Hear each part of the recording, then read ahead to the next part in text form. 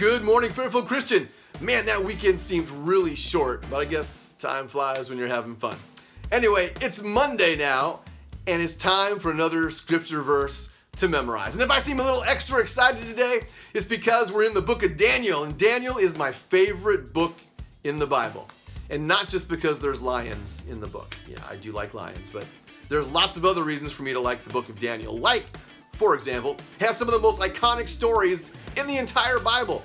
You know, when you think of famous stories, especially in the Old Testament, the fiery furnace and the lion's den are two of the most famous. Even young children learn those from a pretty early age. But there's lots of other cool stories, including, you know, in the beginning of the book where Daniel, Hananiah, Mishael, and Azariah, they refused the king's food, which, by the way, the king's food probably consisted of things like horse meat and pork, things that Hebrews should not have been eating. But they refuse it, and they just want vegetables and water, and at the end of a certain period of time, they're actually more healthy than the other people that were eating the king's food. That's a cool story. There's another story later on in the book where there's just this hand that all of a sudden shows up and starts writing on the wall. It's kind of spooky, but that's a cool story too. There's lots of cool stories in the book of Daniel, including Nebuchadnezzar believing he was a cow. I mean, it's kind of weird, but there's actually a disease that is actually described in the Bible. We know what that disease is now that makes people think they're an animal, and all kinds of crazy stuff.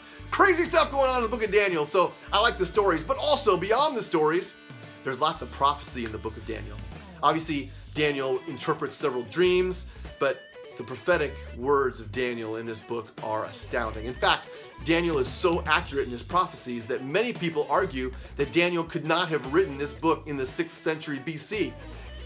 Well, usually non-believers, they try to say that the book was written much later, after they already knew these events took place. But I truly believe Daniel was written in the 6th century BC, including because the language in Hebrew and Aramaic is very consistent with language that you would find in the 6th century BC, and there's other reasons as well. Archaeological evidence supports much of what goes on in Daniel, so it's a fantastic book. I love it. In addition, one of my favorite titles for God is in the book of Daniel, the Ancient of Days. I don't know why that name speaks to me, but I really like that name, the Ancient of Days. And it not only describes God the Father, right? Ancient. He existed before days existed, before time existed, but it's also a prophetic title for Jesus. In fact, if we look at the description of the Ancient of Days in the book of Daniel, and then go to Revelation chapter 1 and look at the description of the Son of Man, very similar descriptions. And so it's actually a prophetic name for Jesus as well. So that name just really speaks to me. I really enjoy it. And overall, I really enjoyed the book of Daniel. And Daniel, by the way, is also a fantastic hero of faith. He is somebody to definitely look up to, look at what he did in his life and say, I want to be like Daniel. Daniel was a great, great man of God. And of course, the book has lions in it, so it makes it kind of cool there too. All right, we are continuing the story.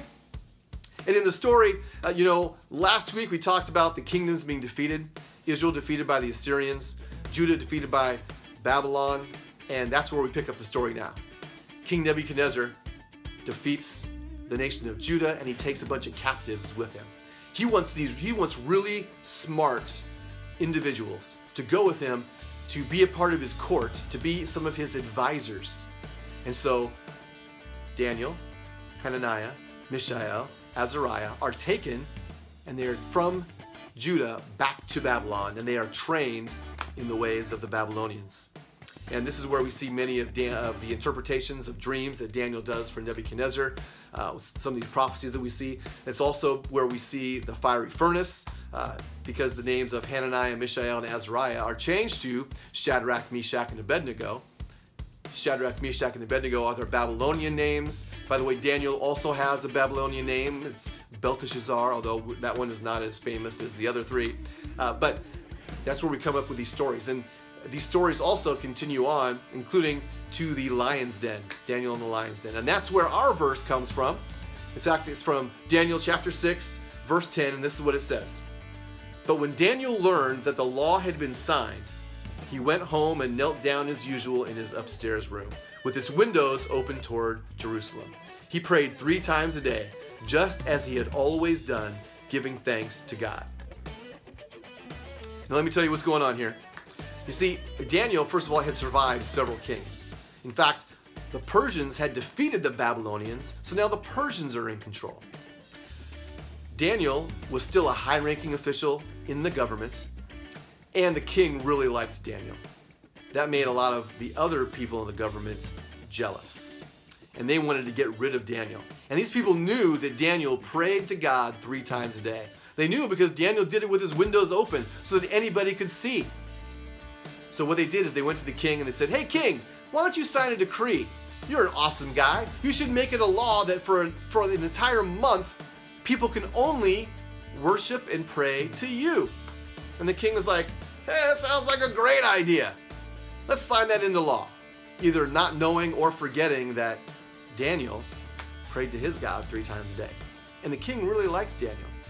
But even after Daniel found out that this law had been signed, even though he knew that he could be killed for praying to God, he still did it because it was the right thing to do. Even though he knew he would be thrown in a lion's den. And I believe that Daniel was ready to die. Even though Daniel was saved from the lion's den, I believe Daniel was ready to die for his faith. He was ready to do whatever it took to do the right thing, to worship and pray to God. As Christians, we should take that to heart. I know of Christians that are embarrassed to pray in restaurants because they're afraid of, oh, somebody might see me or hear me or look at me. Man, as Christians, we need to get over ourselves. We should never be embarrassed to pray. Pray to God, to worship God. We should never be embarrassed about that.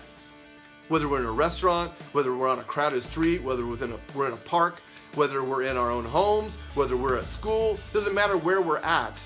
We should never be embarrassed to pray to God. Daniel certainly wasn't. In fact, Daniel was not worried about dying for praying to his God. Now, of course, we know that Daniel was caught praying, and because the law was in effect, he was thrown into the lion's den. And by the way, these were not normal lions, just, like they had just eaten or something. These lions were kind of conditioned to eating people. That's what they, and we'll talk about more about that on Friday in chapel. But this was a scary situation, and Daniel, I believe, was ready to die.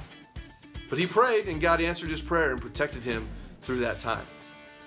And because of that, Darius, he thanked Daniel's God, and everything turned out great in the end. But Daniel was ready to do whatever he needed to do in order to worship God. And we as Christians need to do the exact same thing. All right, we'll talk about this throughout the week, hopefully in your devotions in the mornings, and then definitely again on Friday in chapel. I want you guys to look at this verse. I want you to think about it. Try reading some of the book of Daniel besides just this verse. Try looking at the rest of the book of Daniel. It's a fantastic book to read. It's a fun book to read. Check it out. Read through it. We'll talk about it throughout the week. I will see you guys on campus. God bless.